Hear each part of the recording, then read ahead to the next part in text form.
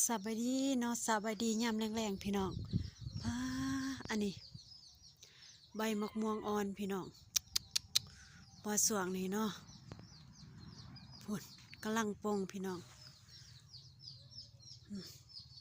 กินกับลาบกับก๋วยแซ่บ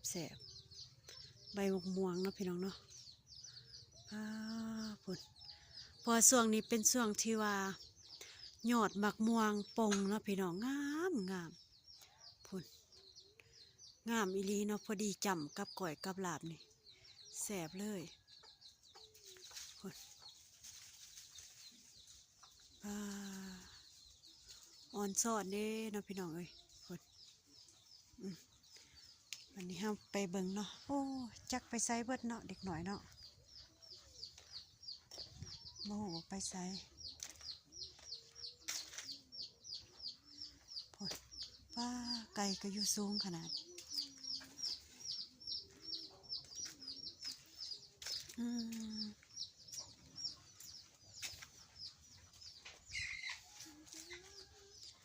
อ้าวลูกผู้ใดอันมาอยู่นี่สบายดีเฮ็ดยังนี่ฮะอ้าวผ้าแพทย์อะสมัครคือกันเหรอฮับก็คือกันฮะผ้าแพทย์ได้ทำบาระ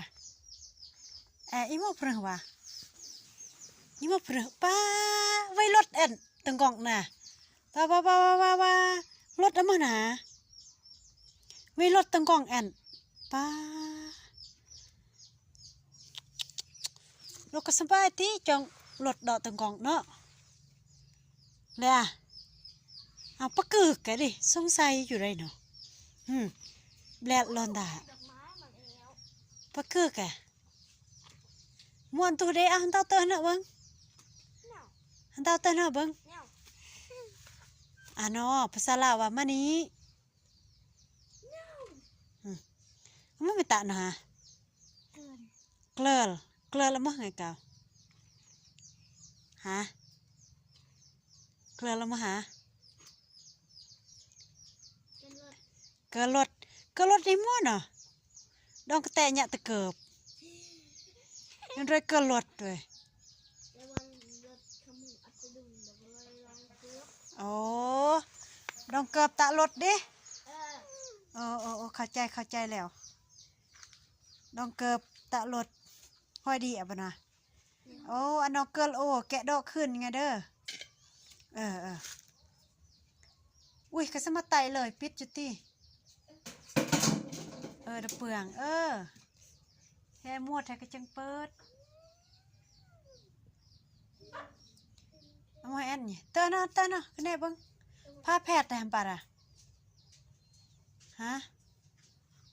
เกลือตีเกลือเล็บจ่าเด่นเจ้าดันโชกมาใครกอมใครดันโชกแต่ไรเอ้ยเด่นคือต้มตั้งไงให้อันไร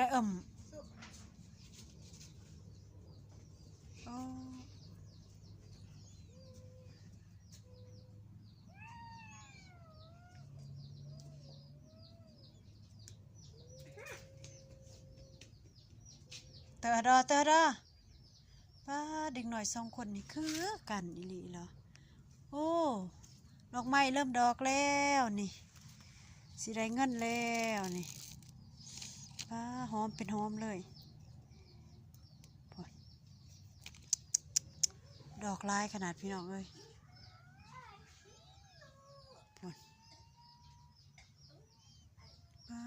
ผลเต็มเนาะดอกไม้ผลงามมิลีเด้อแต่ก่อนก็ไม่ได้ตั้งใจปลูกหรอกเนาะเป็นอ่างน้ำอยู่นี่เป็นหนองเอาคำเฮืองเท่านาทีฮะเท่านาที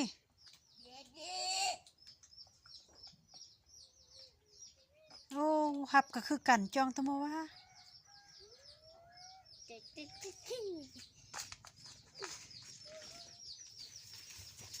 เอามาไว้ ผลอันนี้แม่นเป็นความสุขของเด็กหน่อย ที่ว่าเฮาบ่มีของเลินรถก็บ่มีเนาะเอาเกือบมาเฮ็ดรถผล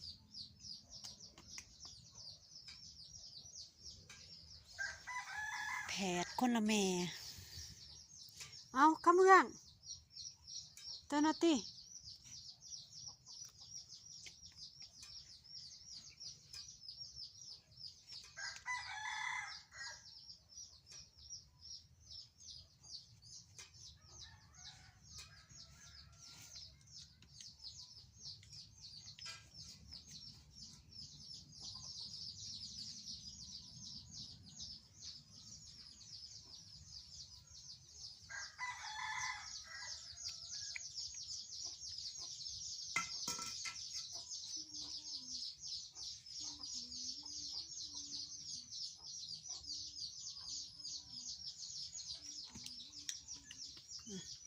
ล่างไอ้หงอากาศหนาวพากันลินขี้ดินแล้วก็แกะเบิกขี้คันขากเข่าแข้งเข่าขาแล้วมันนี่แตกเนาะ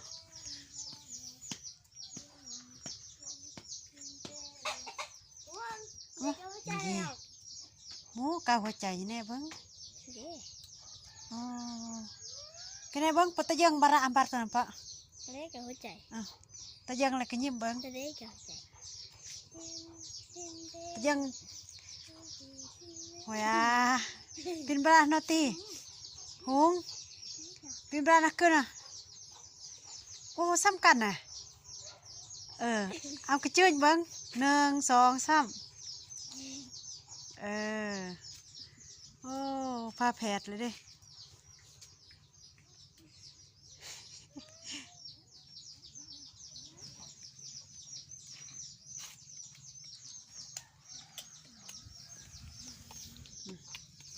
ความสุขของเด็กหน่อย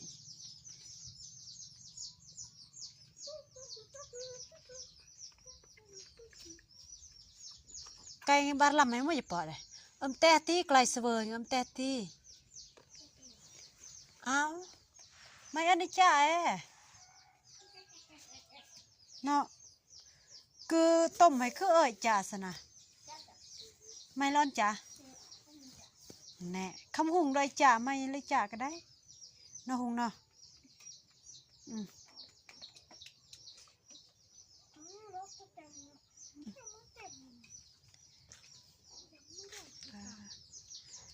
อันนี้แม่นกกมากเพกลางพี่น้องเริ่มสุกแหละอันนี้ใน1 2ในเริ่มสุกแล้วแต่ว่าเก็บกระเพกกะติมอพอทันแล้วกระเพกกลางก็เริ่มแล้วเนาะพี่น้องเนาะเก็บพอทันมันก็คู่